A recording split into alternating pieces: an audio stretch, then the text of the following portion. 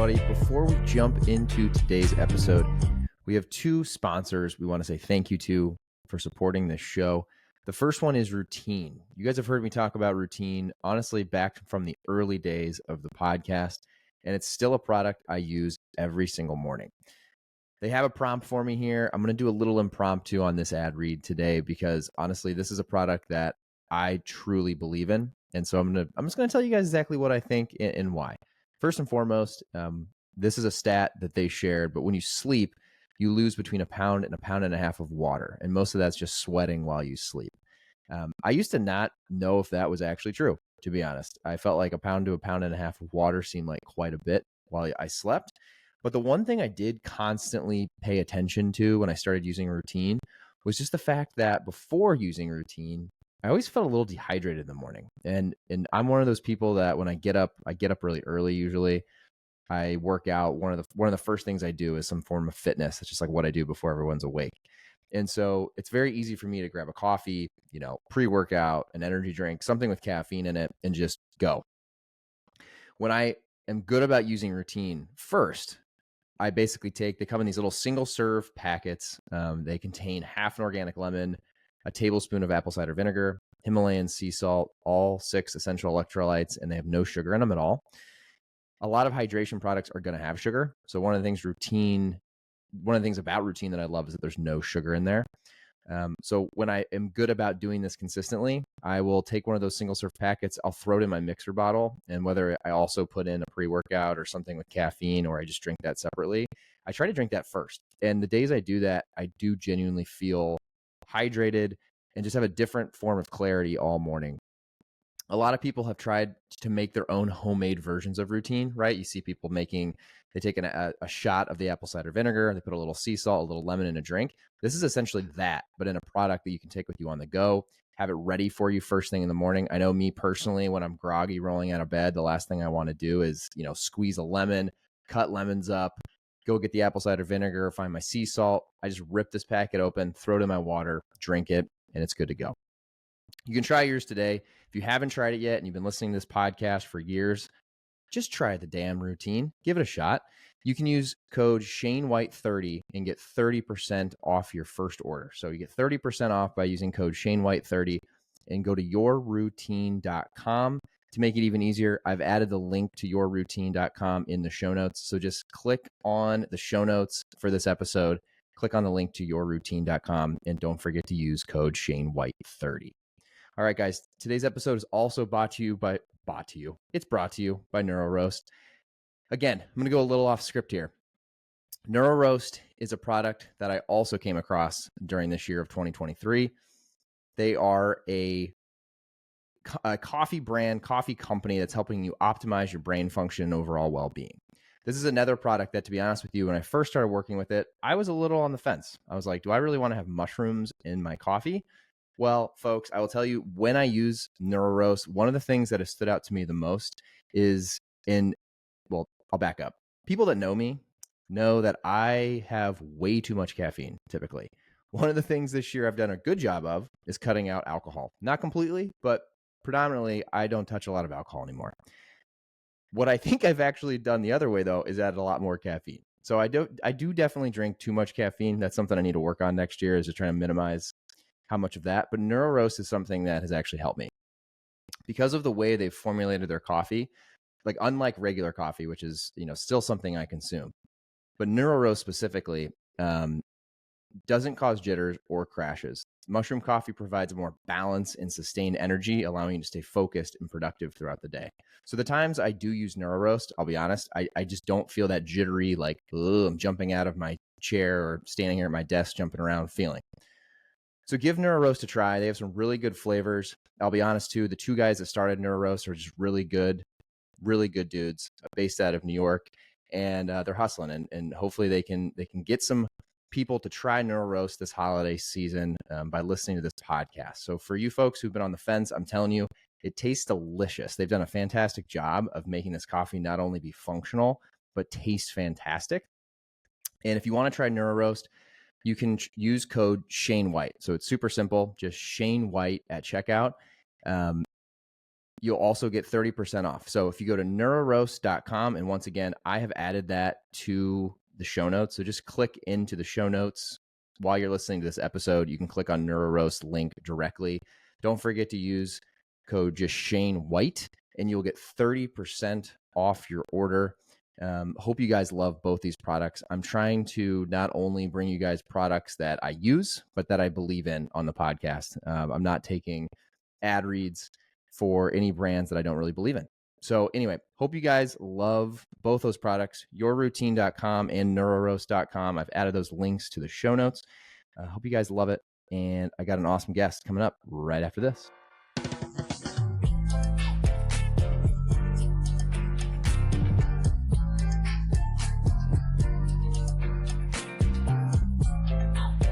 All right, everybody. Welcome to another episode of the Shane White Show. Bringing back a legend, Caleb Hulsey from Thrive Market. Caleb, it's been, I looked this up and now I'm blanking. It's been like 2+ years, I think, actually, since we did the pod. I thought it had been that long. I mean, we see each other more often than that, but the official podcast time, yeah, it's been way longer than it should be. So Yeah, because I think we were 3 years in a row of expo walks. So hmm that's like a tradition now. for sure. So for everyone listening who doesn't know you, Caleb Hulsey, he's a buyer at Thrive. But Caleb, I'll let you give a little intro to yourself. You probably have a lot of people on here that have not heard from you directly, or maybe haven't listened to the first pod. So I'll let you do a little Sure, intro. sure. Yeah, Caleb Hulsey, Senior Category Manager at Thrive Market. I've been a buyer or category manager for 15 plus years. I started in the outdoor industry, especially outdoor retail, and I made the transition to grocery in 2017. I started at Whole Foods Market as a global category manager there. Went through the whole Amazon acquisition. So that was a wild ride for a little while. Learned a lot. It was a great learning experience. And then in 2021, I joined Thrive Market. Currently, I manage a lot of businesses at Thrive, everything from condiments and sauces to laundry. So it spans the gamut. And so, we'll talk a lot up today probably about Expo and how Yeah. challenging that can be to see the entire show, especially being a little bit truncated this year. So, yeah, excited. Yeah, awesome, man. Appreciate it. Thanks for taking the time to come on. Anyone that ever asks, it's fun. I always say, like, talking to Caleb is this totally different perspective that I always get, especially when I get to walk around with you at Expo. Because for anyone who doesn't, most people that are listening to this know what Expo West is, Yeah, and sure. obviously understand the industry. But it's fun to walk around with you because you're a buyer at Thrive. I run an e-commerce agency that focuses on different channels than Thrive, mostly a little bit of Mhm. Thrive. So just getting to hear what you're thinking about, what you're focused on. Like usually every time I bump into you, we start walking around together. My first thing is always like, so what are you like looking for? What are you thinking of? Because it's just a different perspective on maybe something I should be thinking about or talking to. And then it's so fun walking around because I never thought about it until this year more so than before, where there's brands that I work with that I'll try to introduce you to. You have a plethora of like products and brands and people you want to see. But me and Kyle, actually, we've been doing these like little miniature, like 10-minute episodes on here once a week where we go into some, usually about Amazon, but like some sort of deep dive into some topic. And we did one about post expo. And we both said, out of all, we were there 2 days. Out of both days, the most interesting convo that we were involved in was the one with you. And I'm going to butcher it. I cannot remember the name of their brand.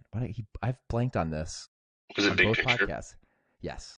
Yeah, It was yeah, just such a cool it conversation. was. And I talked about it a little bit on that one where they were just so knowledgeable and I just didn't understand how regenerative works. hmm That's the kind of conversations that's fun to walk around with you because it's just a world that I transparently probably would have walked right by their booth. That's just not Yeah, something I was sure. thinking about at Expo. And so I get to leave there with a totally different understanding of what you as a category manager at Thrive are thinking about. Yeah, it's pretty wild the conversations I have. It's really I don't know, a person that loves to learn stuff, and so I might ask different questions than other buyers would.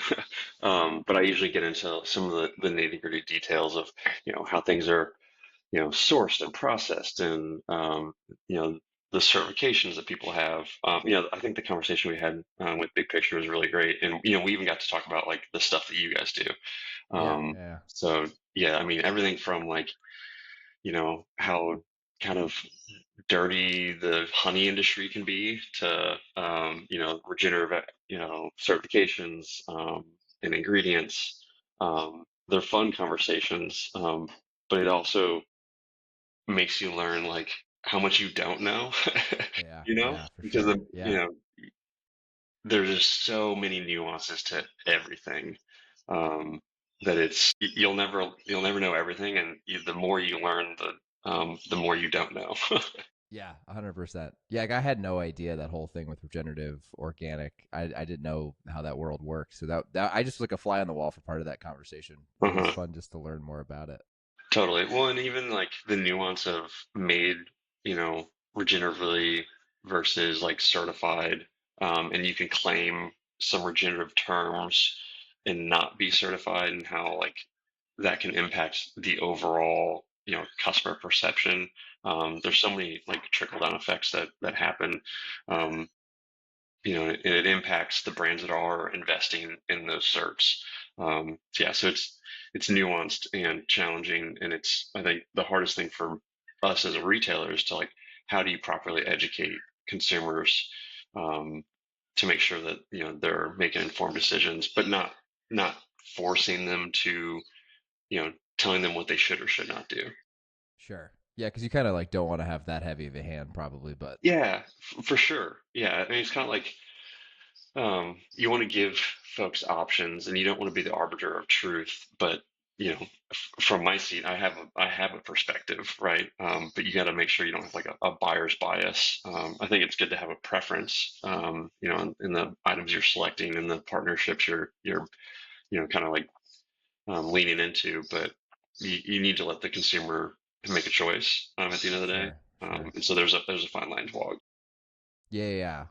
And this is another thing that every time I go to Expo, I think about. There's so many brands that go, like it's such a wild number of brands, and all of them, not all of them. I would assume the vast majority of them have a very similar goal in mind, which is to hopefully have a lot of conversations with people like you. Like ultimately, that's what they're there. That's what they're presenting for. Obviously, there's a lot of things they could get out of it, but I have to imagine for the vast majority, it's trying to have conversations with potential buyers. So for you and you go, like obviously it's an investment for you and Thrive to go and be a part of the show. Would you go with like a pretty robust like these are the brands I want to see, or do you go with like this is the concept or the product type I'm kind of looking for, or like do you have like a kind of a game plan when you go? Because I'm always curious on both sides. Like the brands are hoping to have convos, but ultimately I've always thought the buyers kind of have a game plan of their own. Like there's so many brands to talk to. They're sifting through and filtering the same sheets we're all looking at, which is like, oh, these are the brands that I really want to see what's going on. Yeah, every year it changes. Um, our the company's priorities are always evolving, and so we have to, kind of adjust our game plan to meet those priorities, right? So like, I think in the virtual world since the pandemic, I'm more available than I've ever been for brand conversations. It used to be, it was only in person during category review season, and they had to be invited, Mm, and nowadays it's like I send them a calendar link, and they can meet with me 48 hours later. So it's, sure. it's very different. And there's also, like conversations you need to have in person that are more like long-term strategy, top to top meetings that you try to do in person at Expo. But typically what I try to do is have, a game plan in mind of brands I need to see, brands I'm interested in that I haven't been able to connect with. But a lot of it's trend spotting, trying to Mm, connect the dots between like, okay, overall, these themes I saw popping up over and over and over. And I have a presentation we give in like an all hands spotlight, to sweet. kind of give to the rest of the company, like, hey, these are the things that we category management group spotted and some of the trends that we were identifying. And we try to you know, use Expo as a place to get an early read on some of that stuff so that we can then go have those brand connections and conversations and try to be early on that curve. Because I think each retailer has a different goal, right? They have, their customers are at different stages of that kind of curve of innovation or flavor introduction, and so each retailer is going to have a different viewpoint of what they're looking for. I think ours is a little bit. Um, it's definitely different than like the Whole Foods customer that I had when I was buying for them. So each year the priority is going to change. I think it's tough to meet with everyone. I do get grabbed a lot walking the show. I think we probably experienced that together. Someone's Yeah, like, funny. oh, I've been meaning to talk with Thrive or you specifically. And like, sometimes it can be a little aggressive, but, it's all part of it, I guess. Yeah, I laugh. It's seriously one of the funniest takeaways whenever I walk with you because it is. It's like all of a sudden we'll be in the middle of a convo and you just get ripped to the side by somebody or like yelled at to walk over because they're behind their booth. It's Totally. pretty funny. It's pretty funny to see. Is that that's gotta be tough for you because I like as we walked what 3 aisles together and it took an hour at At least. least, at least, yeah. Yeah, Yeah. I always think of you. I'm like, how do you make it through a show? I mean, you probably Yeah. can't, right? No, I can't. Especially having the desk I have today. The show is so massive. I don't know how many holes there are today. Um, but I have to span the gamut. So I kind of go in with a hit list and I say, these are certain holes I want to spend the most time in. And then I have to juggle, meeting the brand in person that I've set up meetings with. I think next year what we'll try to do, it's always evolving. Try to do is maybe like day one, we'll have a meeting space and we'll have brands come to us. This is all just hypothetical, kind of like how do we maximize our time spent there. But maybe we'll have a meeting space, the first half or the second half of day one, and then we can actually go explore the floor and not be running around from booth to booth because it's too much to cover.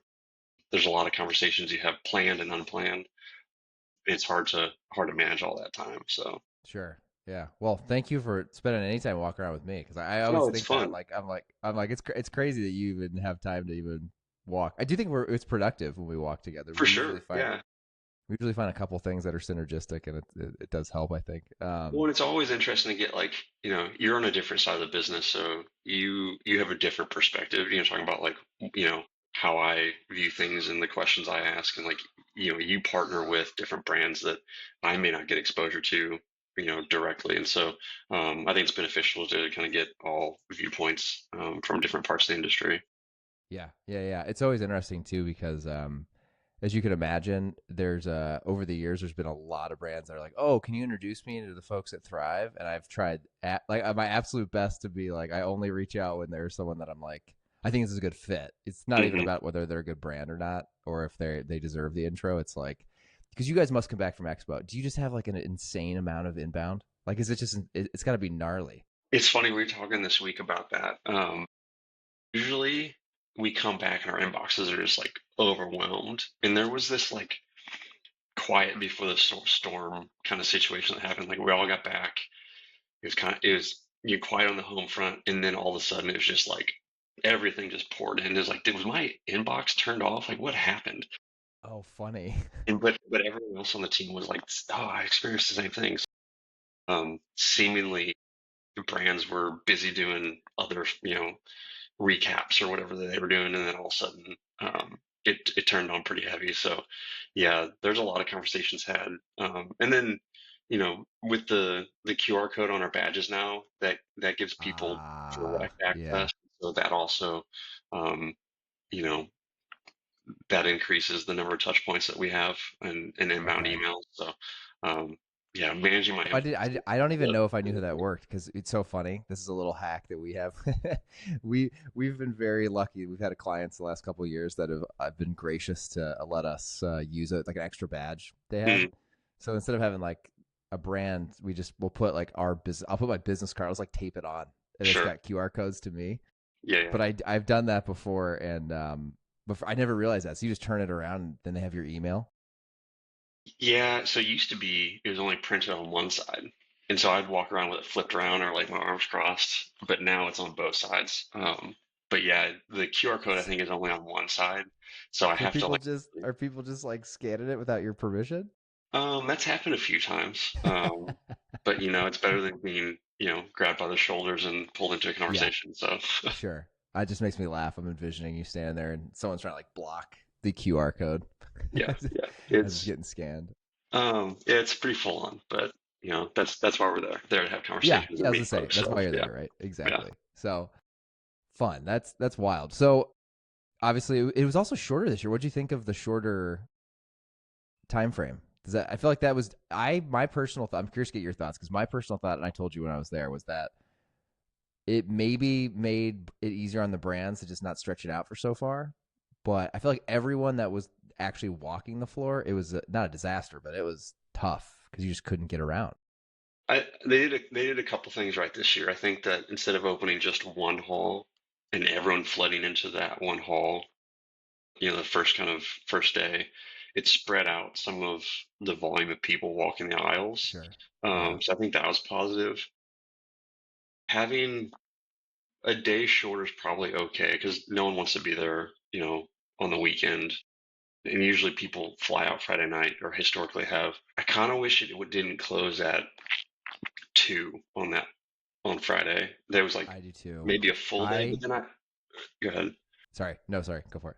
Well, but then I understand like the brand doesn't want to like be shutting down Friday night and then have to fly out Saturday anyway. So there's a balance that needs to be found on what is the right length. But I thought there's too much to cover in just the length of time that we had. Um, Yeah.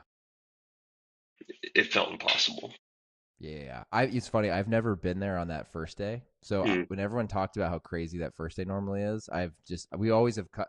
Typically, it's Wednesday, Thursday, Friday, Saturday, and usually I'm there Thursday, Friday. So I kind of miss the hmm crazy, but I'm gone before it's completely vultures Dead. out. Yeah. Yeah, yeah. Yeah. And so this year was weird because we did the same thing. We booked it and we did not realize it changed till after we already Mm, booked some stuff.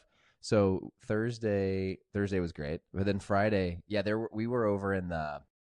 I'm so bad at memorizing the halls over there too. I can never get it straight. The basement one where I think there's it's like E or I D. think yeah. I think you're right.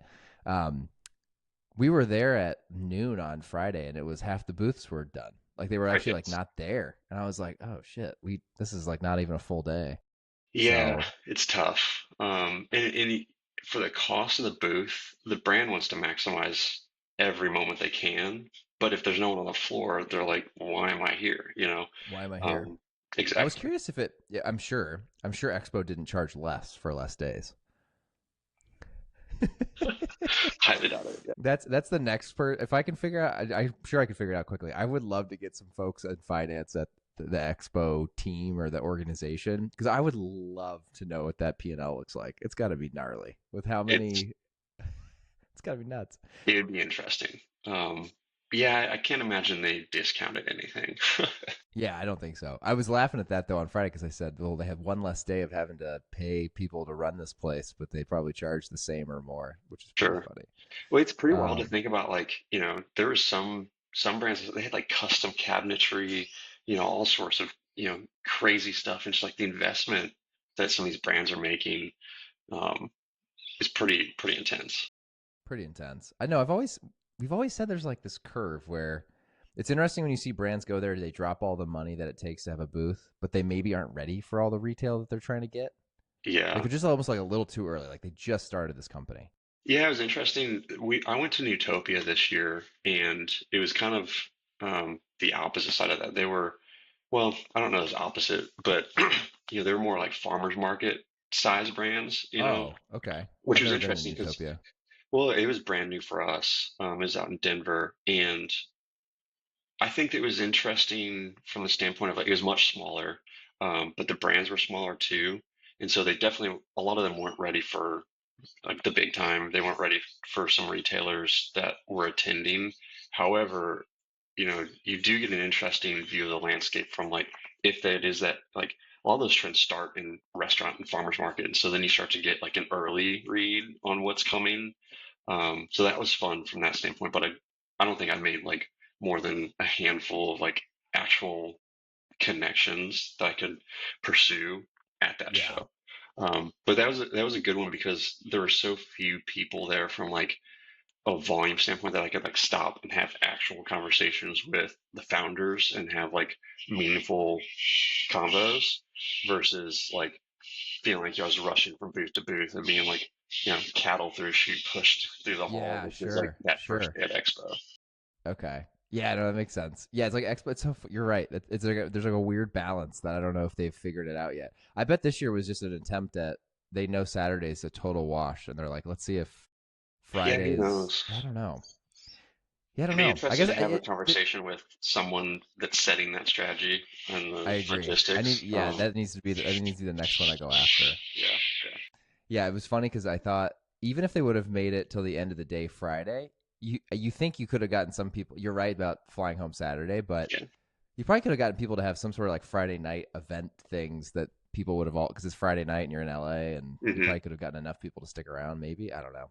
It seems so short this year that Yeah, but then you think about like within the retailer, if they're going to stay Friday night, the retailer has to, you know, come out of pocket for another hotel night, and then like, yeah, and then you're thinking about like the expenses that people are like, oh well, I'm on, work trip, I'm gonna, expense dinner, and then so there's like all this sure, the domino effects of that. yeah, yeah, Um, yeah, yeah. You're right. You're right. so Yeah, yeah, yeah. And then if you started earlier, now you're on Tuesday. People got to set up on like Monday or and then Sunday. they're gone for a full week in childcare and all that. So I mean, there's so many there's Yeah, so that's many true. things to Yeah, think yeah, about. that's so true. That's so true. Okay, so you at least you got through a lot of it. Yeah, What were some of the big things that you saw? I don't know how much you want to share on the podcast yeah, today, man. but what were some big things that you felt like you saw? I'm curious because I had It my own was opinions. I started. I can't remember what hall I started in, but Hall A seemed to be the best spot for me this year. And it was one of the last ones I went to, which I think actually was benefited me because it was a little bit quieter. I had time to like browse versus just like charge down the aisles. Sure. Um, Hall A was is like the big hall, right? um, hall. Well, I might be getting my halls wrong too, but it was like upstairs. Um, Oh yes. Yep. Okay. okay, I think Yep. we're thinking the same one. Now I know what you're talking about. That was the one that was kind of I'd never been in there before. It was like was that a new? Maybe it wasn't new. I just didn't know it was a thing until this year. Yeah, there's so many that you can get lost at the show, and then you're in Yeah. like four different buildings. So, Sure. but I thought Hall A was probably the best one for me to discover new brands and products. Um, there's a few brands that I got actually really excited about, and I think I might have even shown you some of the new stuff that or talked about some of the new stuff I found, like companies borrowing technology from other industries to innovate, which was really cool. That was some of the stuff we shared with the rest of our company. Um, What was is there any of those you can share? I don't yeah, remember those off the top of my head. I'm trying to think like two that come to mind. The um the oat milk sheets, or maybe it's like maybe not oat milk specifically. Um, Instead of shipping Tetra milk cartons around, which is like 90% water, they're borrowing technology from other parts of the industry to make these like sheets of Mm. nut-based milks that all you do is like add water at whatever concentration level you want into a blender, the sheet, and you blend it for a minute, and then you have like your plant-based milk Wow. beverage, which is super cool. And the reason I love that is the ingredient deck is cleaner. You have fewer things that are needed to make it stable, shelf stable and stabilized. But then also from an e-com platform, like I'm not shipping water around the Yeah. country, which is Oh yeah. completely Yeah. unnecessary. And then like from a customer standpoint, then I can make it the concentration I want. Am I going to make for smoothies? Am I going to make it for general use? Am I going to make it for, coffee or whatever? So you can kind of customize that. And then also, just for me shipping to my members, it's going to be a lot more affordable. The space in my warehouse is a lot better. Yeah. The company, their carbon footprint's a lot lower because they can, ship, you know, I'm making up a number, but 100,000 units per container versus, 30,000 or whatever that math works Yeah. out Yeah. Yeah. to. I thought that was really cool. Another technology that was pretty interesting, it's not my category at all, but I found fascinating was um, in the non-alcoholic beverage space. Instead of, I think we chatted You about told me this this. one. Yeah. This is Yeah, cool.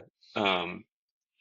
instead of brewing beer and then evaporating off all the liquid to get to concentrate and then rehydrating it to remove the alcohol, the brand I'm thinking about was using this like medical technology for like using like making pharmaceuticals where they would put it in a centrifuge and freeze it at the same time. And so then like, the alcohol doesn't freeze, right? And so they can pull that out and then you have a traditionally flavored alcohol brewed beer beverage without the alcohol. So then it's like not just a rehydrated concentration version of beer. Then another That was a cool one, one. yeah, That's just like a crazy concept. Like you explained that to me, and I was walking around thinking like, oh shit, is that all? This non-alcoholic beer I've been drinking? That's how this works. yeah, So that's a cool yeah. one. That was a good one. I didn't get to try them, unfortunately. I saw you after we went by that. Oh, okay, okay. And then another one I thought was really great is folks using like UHT in condiments. So historically, like you know, a good quality hummus is you buy it, it's refrigerated, which is, a challenge for us, just logistically.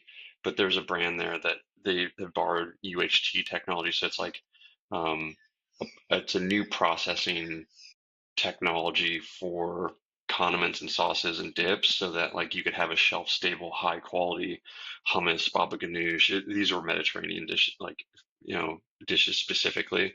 I thought that was super cool because that then fills a need state for me needing things to Okay. be shelf stable for the most part. We have Yeah. frozen and some, we're piloting like our fresh program, but that then offers you know a product that my customers members didn't necessarily have access to currently. Oh wow. Okay. Cool. I didn't. Yeah. I didn't see any of this stuff. So you see, this Yeah, is what's fun. I'm a We have the nerd. same show, and I'm like, Yeah. how did I miss some of this stuff? You know what it is? It's like there's so many booths that sometimes it's hard to know. Like unless you do maybe some of that research you did before, I always find it hard to know. What am I looking at here? Well, and I think like I have so many brand conversations, and I know just like the baseline capabilities that when I can see something and be like, that's different. I need to go ask how they did that, or like, Sure. and so then I just have a different view of it.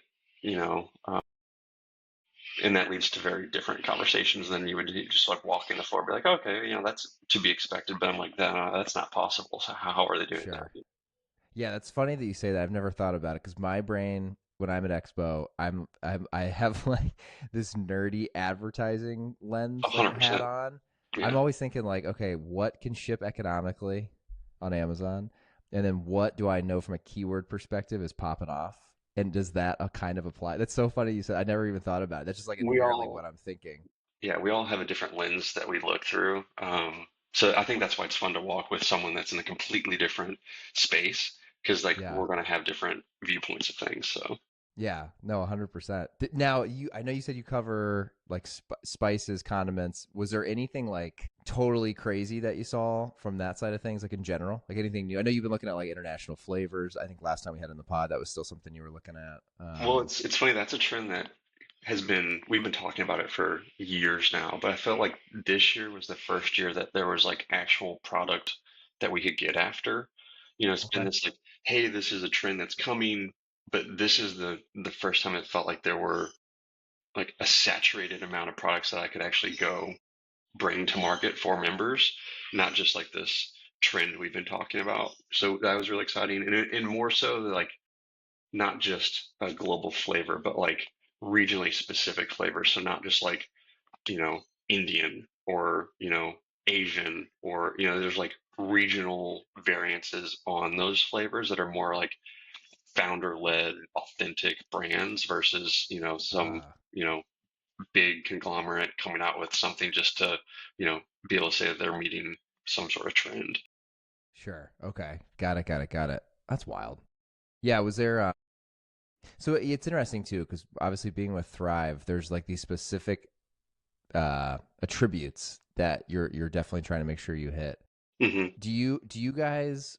I know roughly what Thrive is like. Hey, here's our North Star things. It's just from us talking and walking, and over the years learning more about Thrive. Do you guys also? Is there any Like, is there any push to get ahead of, I don't know, like innovative things? Like, I don't work with these guys, but I tried them on Amazon. I think I told you about them. Maybe it was fun seeing them at Expo because I just didn't know how small of a team they were. But there's this product called Update. So it's like it's a cat. I'm gonna butcher this. So if they listen to this, I'm sorry. This is not right. I'm sure. It's basically instead of using caffeine, they're taking the other half of the caffeine molecule and they're using it something called paraxanthine. And Okay. paraxanthine is the part of caffeine that gives you the focus and energy, but there's other components of the caffeine molecule that give you the jitters and the crash. And so basically, they Mm, pulled all the bad. The easiest dumb person way to describe this is for sure, sure. they pulled all the downsides of caffeine out and left you with what you actually are trying to get out of caffeine.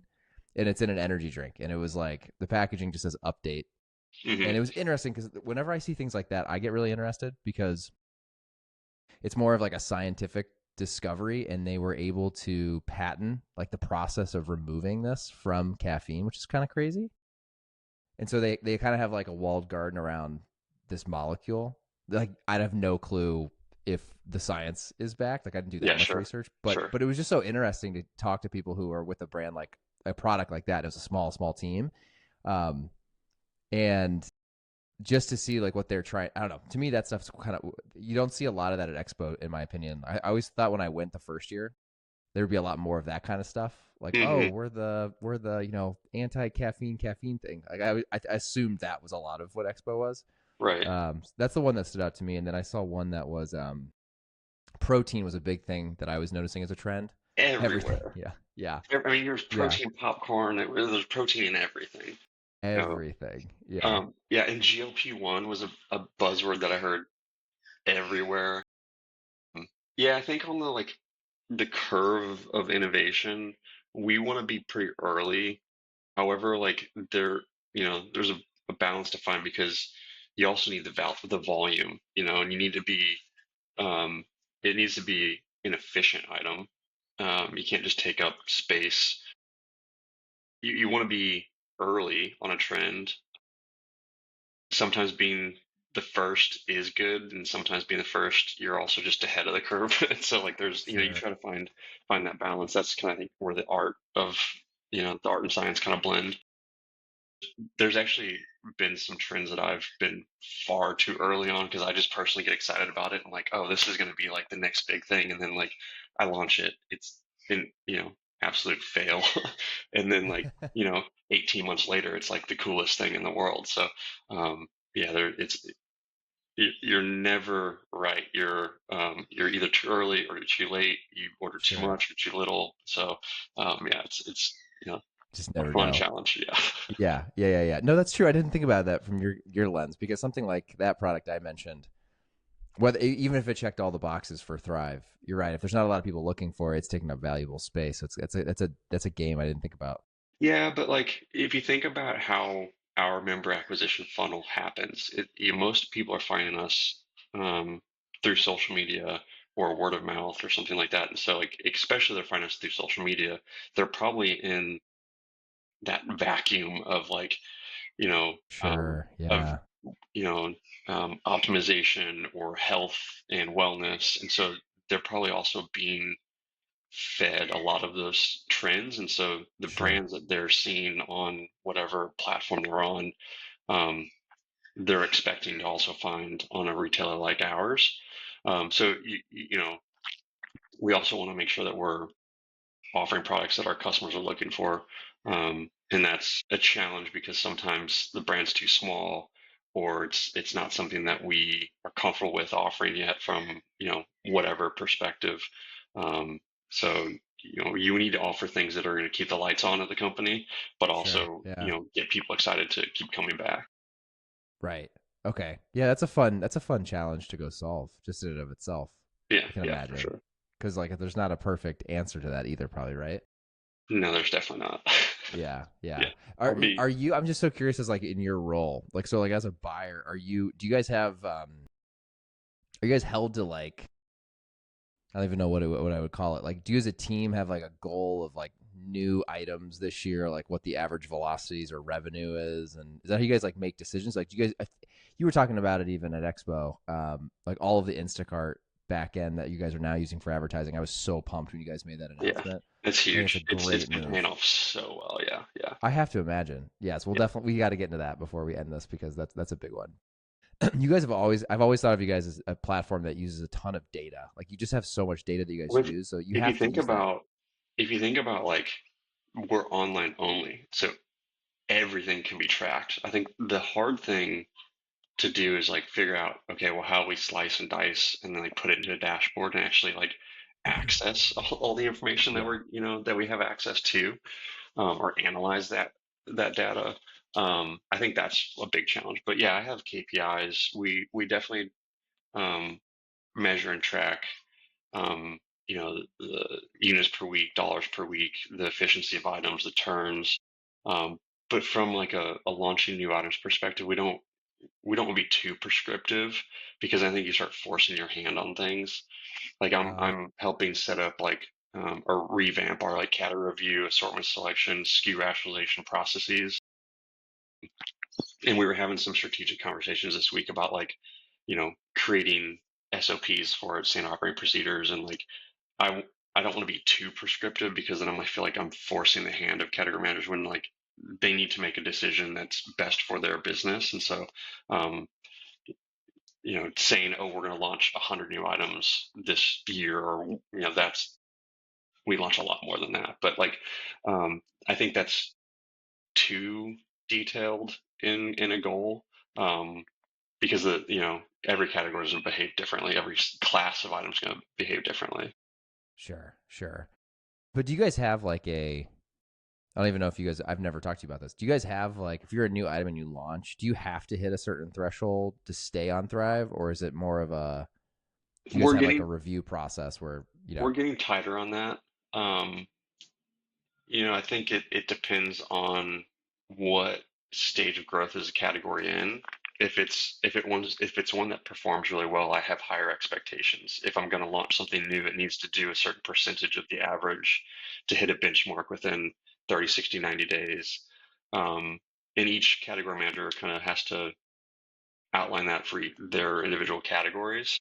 Um, but we don't want to just inflate our assortment to inflate it because instead of walking down aisles of the shelf, we have to scroll, and so um, you can have too many items on site to the point where yeah, like things just never get discovered, and so we have to be super efficient with the items we do offer, and so they have to meet some thresholds for remaining on site. Some things we're willing to be a little bit more lenient on because we know it's going to take some extra consumer education, or we need to get it in front of the member in a new, unique way. I think that's why it's exciting to have the Thrive Ads platform, so that we can get some younger, more upstart brands better, quicker exposure to our sure. members, Yeah. so that they can have some long-term um, staying power on the site. Yeah. No, I love that. I mean, that was I felt like it was funny when you guys announced it. Me personally being someone that runs advertising, Hmm. I thought that was one of the biggest announcements I'd heard from an e-com lens in a long time.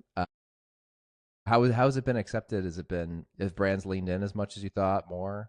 It's been a mixed bag. So the brands that have leaned in have 100% benefited in significant ways. I think that you have brands of all size, their technology, ex- you know, um, knowledge varies. You have Sure. some brands that Yeah. are, much older and they don't have the experience with online, or a platform like that one, and so they're a little bit more resistant to it. But the brands that have leaned in are 100% seeing the benefit of it. And so we rolled out in, I think, late Q4 of 24, and we started kind of like slow and small, and we're releasing more and more and more videos coming soon, Oh, um, nice. which will be That's the play. huge. Yeah, yeah. That's what I had talked. I mean, I talked to you about at Expo with the AI stuff we're doing. A video Yeah, on totally. Instacart, like Instacart video, and we use it on Amazon, especially for a young brand. Hmm. It just allows you to educate people immediately when they search for something versus just hoping that your brand, the price, reviews wins Totally. their click. You need to educate someone with your brand voice. And so we've really seen that paying off, and it's a powerful tool. We started with just like sponsored keyword search, and then we're doing like Hmm. ad placement, and then videos are coming, and so like that partnership, I think, has a lot of legs, and will be super meaningful to our growth this year.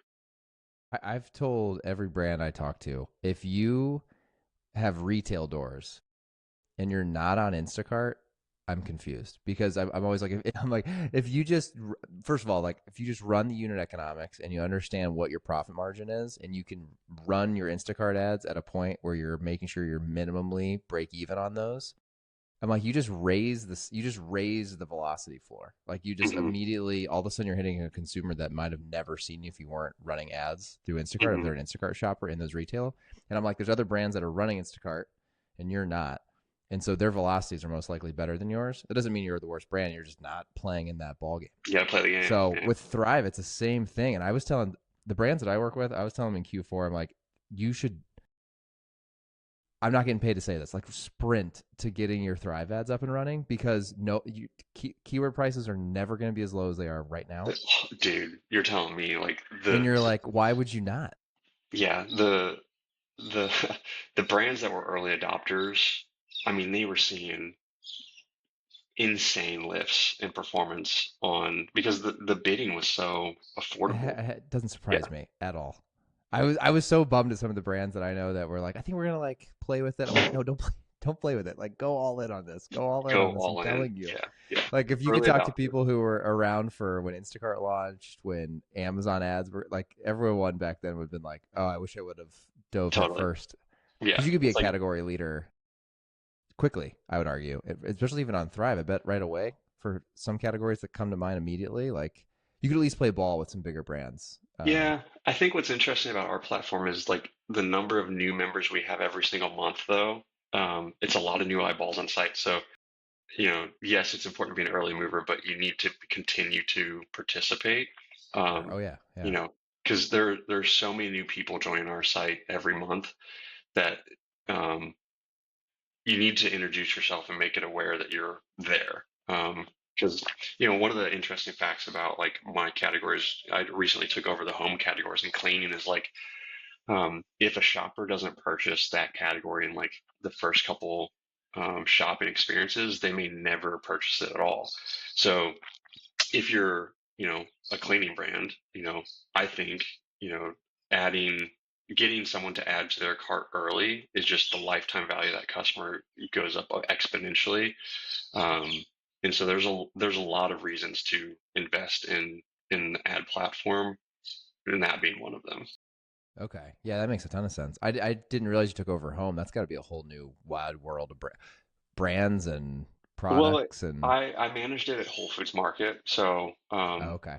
so I have a lot of experience with those brands and those categories. But it's a different animal at Thrive. E-com. What I like about it being e-com here is that like it pushes the envelope on sustainability because that's one of the challenges with the cleaning spaces. You know, the amount of water that's in products and the Mm, shipping weights and things like that. So I get to lean in. What I'm excited about is I'm passionate about plastic and reducing plastic and carbon footprint, and so I get to kind of partner with the brands that I am working with to push those agendas, sure. Oh and yeah, to yeah. have some fun and innovation and excitement in that kind of area.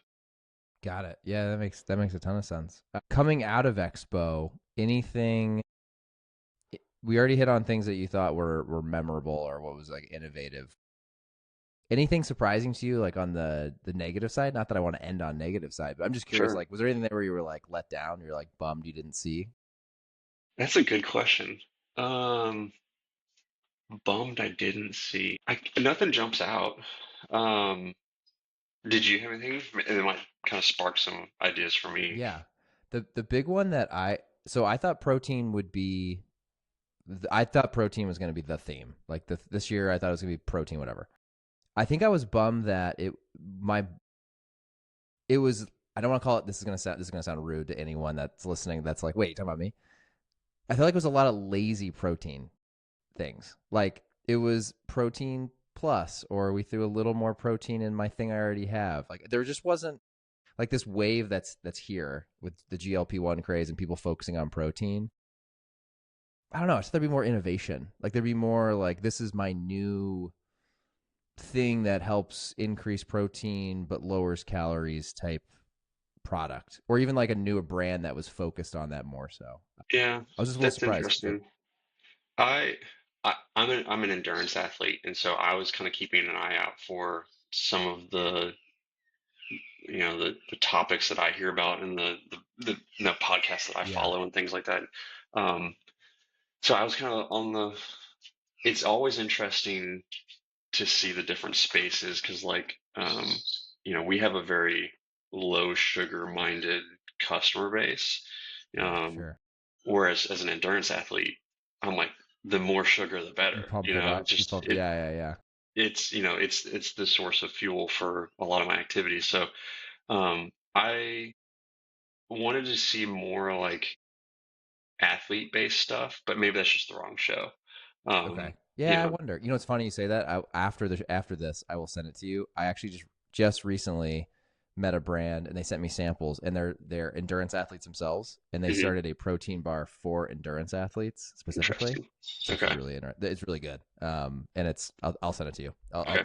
They would love to send you some stuff, even though you're Okay. far Cool. away. Yeah. It's great. Um, yeah, that's a good point. It And might then just be the wrong also show. another You know what I one mean? was ketones. Um, that's Yes. all the buzz and rage in, the athletic circle. Um, I didn't see a whole lot. There's the main players, but I Yeah, thought there'd be more, that's a or good maybe, call out.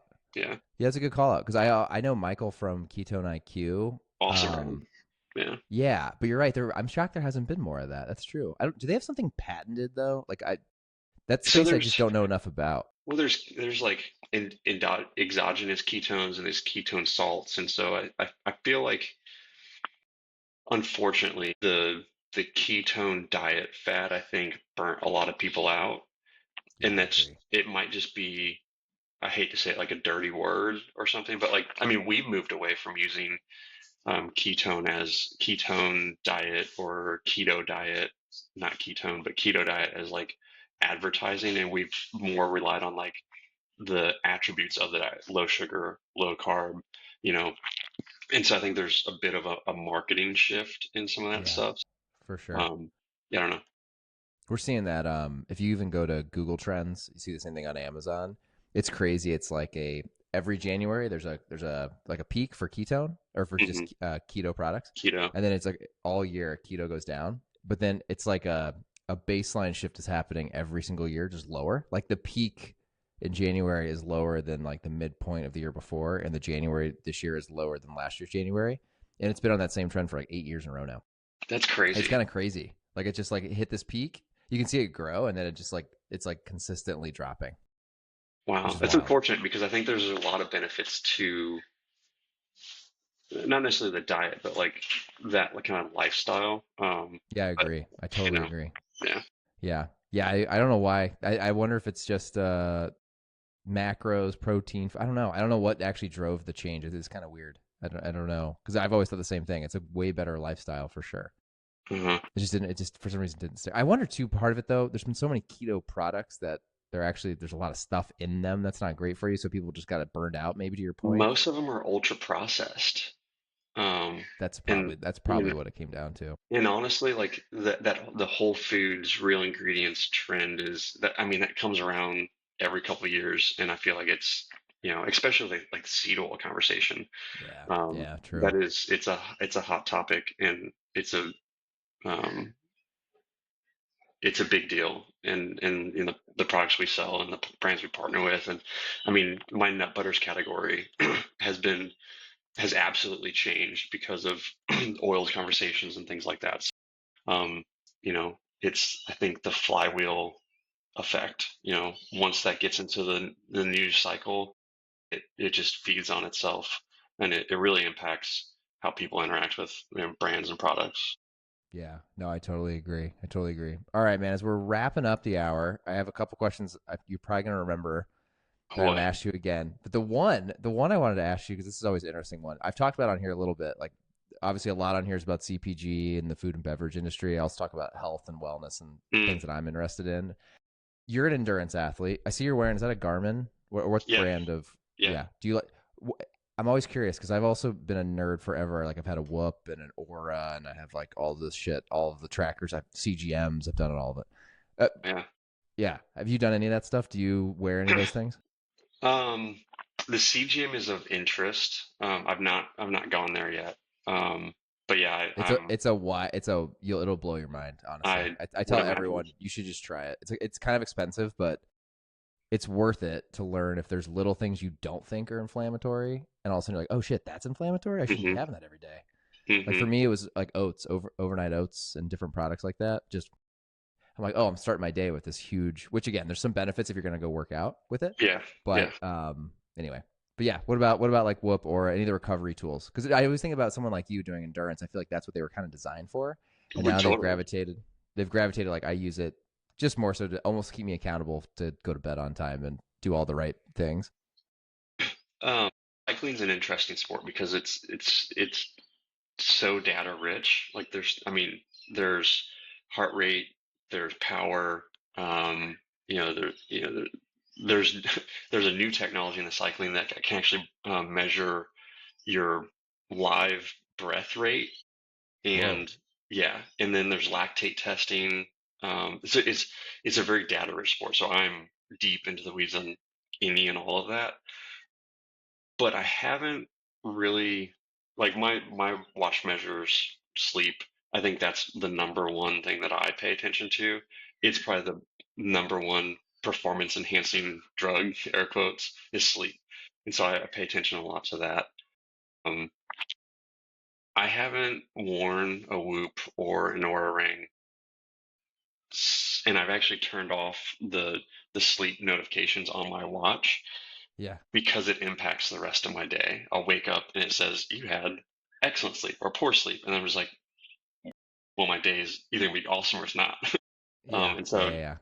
I think just over time, it's important to see that trend and to think about like, what did I do that day that impacted all that? But having the daily update, it's kind of like weighing yourself every day and seeing that number. Maybe not for some people, you need it. Some people it can actually ruin your day. So Yeah. I've Yeah. Yeah. learned Yeah. personally that like I'm going to track it and then review it versus like every single day paying attention to it.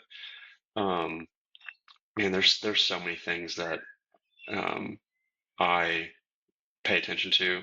There's a new platform. So my coach uses Training Peaks Okay. to give Yeah. I me know what give that me is. all my workouts. There's an integration called Fuel In that can then take um, my workouts and then tell me what my macros need to be for the day, Oh, and then cool. I can log my food. It's super cool, and that's something I've Oh, been so your using. macros like tweak depending on how like strenuous your workout was. Yeah, and then and like so like on weekends it knows that I'm gonna do 6 hour ride and like have these certain interval efforts and this and that, and so then it will then start to like carbo load me. Whoa. Oh, Going, that's yeah, cool. it's super cool, and that helps me manage. Cycling's a very weight focused sport. So that helps me manage, my macros um, over time, which is really cool. I think measuring macros, maybe not every single day, but for like 30 days every single year is important to Hmm. kind of Hmm. reset your, knowledge of what you're consuming and For remind sure. you of like, that spoonful of peanut butter's, 90 calories or something, and that's a lot of fat. And so like, um, I think that's important for people to do. But yeah, I'm an analyst data nerd. I can go Yeah. deep. That's why I was curious why you don't wear one because I figured you'd love that stuff. I'm the same way. It's funny. I'm also like this weirdo that I like can't decide which tool I want to use, and I Mm, switch depending on the fucking day of the day of the week, whatever. yeah. Um, One that I yeah, it's do want interesting. one that I do want is the sleep aid tech. Yeah, yeah. That's awesome. Or eight I have sleep. Yeah, yeah, yeah. Yeah, is that what it is? Yeah, Eat Sleep. Yeah. The problem I have with it is it's pricey out of pocket, and then there's a monthly subscription on top of it, which I It's get for crazy recurring expensive. revenue, but Sure. from a business standpoint, but that one I think would be pretty legit. Yeah, I know a lot of people that do 8 sleep, and it basically you kind of get all the benefits of whoop and aura, but you don't have to wear anything. You just wake up Right. and you have the data, which is pretty sick. Yeah, I've never tried that one, but that's on my list too. that'd be on Yeah, my it's list. interesting. I'm with you 100%. It's like you can ruin your. I've gotten past the point of it ruining my day if I have a bad recovery, and now I'm Mm, more in the like, what the fuck did I do? Like it's funny. I don't. We talked about this at Expo. I don't drink anymore. Like I haven't drank since I drank like 3 times last year, and I have not had a drink this year. So that was a big one that I didn't realize how big of an impact it was until I started it's wearing these things, and it it's pretty convinced me wild. to stop. Yeah, dude. Yeah, I mean, I've been Um, sober for 5 years, and it's yeah, that's crazy. You told me that at Expo. I didn't realize yeah. you gave it up that long ago. I don't even think about it anymore. That's how I am. You really don't.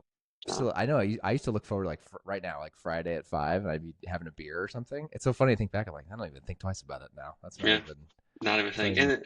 Yeah. And if you really want that flavor, that taste of something, I think the non-alc bev space has improved so much over the years. Like Yeah. it I just was gonna same with say. like gluten free. It used to be like people were making a concession to buy a gluten free product, and nowadays you can get a gluten free bread or pasta that tastes as good, if not better, than some of the whole wheat options. And so I feel like NA beverages are on their way. Percent. Yeah, I love so many of them. Okay, last question. This is my favorite one. Let's see if it's changed or evolved. It was, what do you use, Caleb, to plan out your day? So like, what's the shit you got to get done today, all the way to what's a goal for you, this month, or your annual goals, whether it's personal, business. Just what are the tools that today you're putting around you to map out where you're going, hit your goals, and ultimately to get shit done. Yeah, honestly, it hasn't changed too much since the last time we chatted. I think I mentioned I was using bullet journaling last Yeah. time. Are you still doing that? Yeah, yeah, yeah. It This is funny. evolves all the Have time. you have you seen their? I use this actually a lot now. The Pocket. Have you? That's clever. So it's the same thing. It's by them, but it fits in my back pocket, I like and that. then you can turn it vertical, and then it's the same size It's very paper as clever. the full. But it's funny. I tested it, and I've just kind of loved it because I take it everywhere. Yeah. Um, I'm using that a lot still too. I think um, like calendar blocking for me is super important. Like it has to be on my calendar to get done. Um, Hmm. Hmm. so that's a big one. Um, yeah, I have to set goals monthly, quarterly, yearly to make sure, and kind of like tasks along the way to make sure they get done.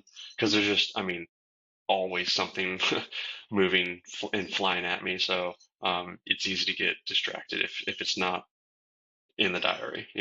Sure. Yeah. Yeah. Yeah. Cool. So you still do? That's basically the same thing you said last time. Bullet It journaling, is, calendar yeah. Well, blocking. it's interesting. I've actually even for my own like mental well-being need to journal, whether it's for work or personal life, like getting on paper and like processing some of those thoughts and ideas is super helpful because otherwise you can get in your own head and start to spiral a little bit. So 100%. for my personal well-being, it's super important. I've had a really stressful past couple like the past quarter or two.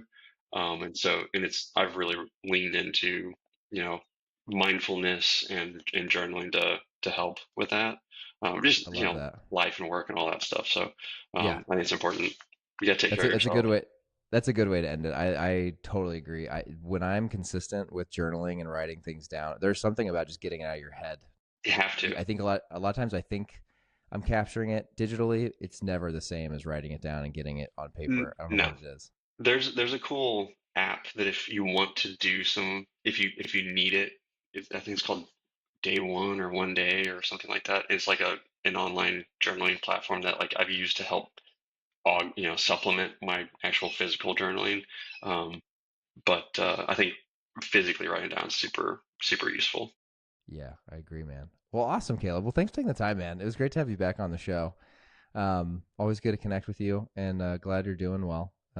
Let's stay in touch. I know as the year goes by, there's always new things I'm seeing, and I always try to keep you updated, and always That's love right. catching up. So Absolutely, appreciate it, man. Good man. to see you. All right, buddy. Yeah, you too, man. I appreciate it. I'll talk to you soon. See you. See ya. Bye.